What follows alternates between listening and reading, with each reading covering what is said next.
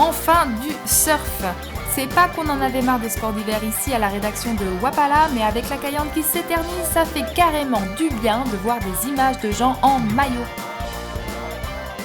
Surtout quand c'est des filles, hein les gars?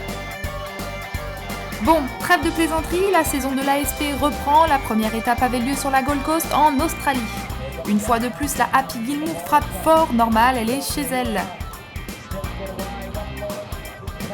Stéphanie ne laisse aucune chance à la rookie de l'année 2009, Coco O, en demi-finale. La suite est plus corsée face à l'Hawaïenne Mel Bartel, qui a l'air d'avoir pris beaucoup d'assurance grâce à son coach Nancy Emerson. Comme vous pouvez le constater, les filles surfent propre malgré des conditions un peu décevantes. C'est finalement Stéphanie qui l'emporte sans trop de surprises et se classe ainsi à la première place du World Tour.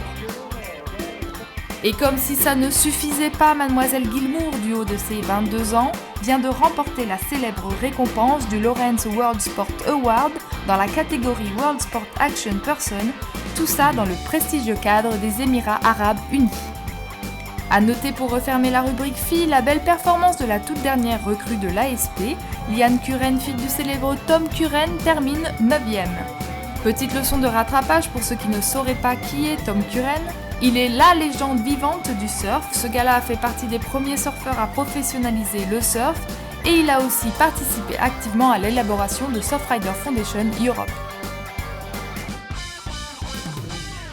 On passe à la catégorie masculine. La surprise vient de Taj Bourreau, on connaissait tout le potentiel du surfeur, mais faut avouer qu'il était quand même sacrément mal parti sur ce coup-là.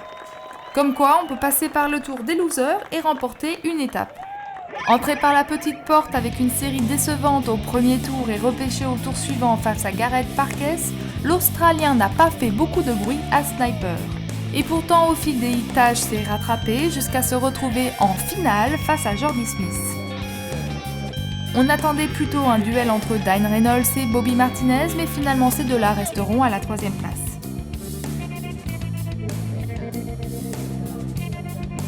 La finale a donc bien lieu, les deux prétendants sont énervés, malheureusement les conditions sont pas terribles.